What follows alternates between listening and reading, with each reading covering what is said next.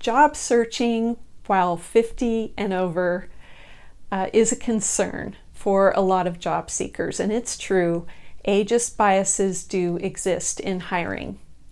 Hi, I'm Delina Bradley, job interview coach and career marketing specialist, and today I am going to share with you some ways to keep the focus on your skills and ability to do the job, not your age.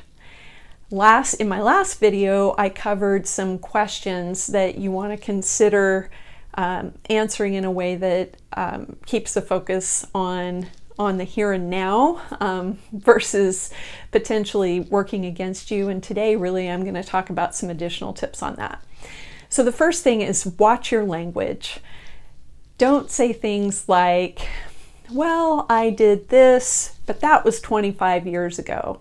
Or back in the 80s, or referring to some sort of antiquated technology like fax machines or DOS, and even if it's in a joking kind of way, it can fall flat and really age you.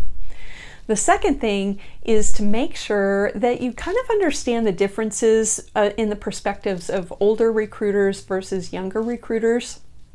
And I have more information in this in the blog post that I'll link to. But the older recruiters tend to put a little bit more emphasis on industry experience and professional appearance, and millennial recruiters tend to look more closely at conversational skills and enthusiasm for the job. Naturally, they're both looking for a balance, but there are these different perceptions based on the age of the person who's interviewing you. So just going in and understanding that is helpful.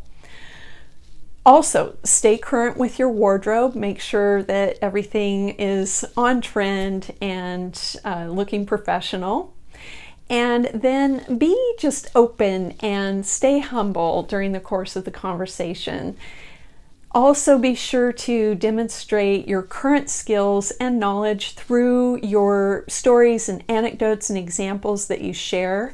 That's easy because if you're just talking about giving good examples and specifics that back up the claims that you're making about your background that are relevant to the job, that shows that you're current. Also, be mindful of showing energy and enthusiasm for the position. And then if you're ever asked, during icebreakers, or if you're asked about your personal interests, be sure to talk about that you're active. If you are into running or hiking or being outside, or if you're traveling, or if you're an avid volunteer, or you have some other sort of interests outside of work, be sure and just talk about that so that they can see that you're well-rounded and engaged and interested.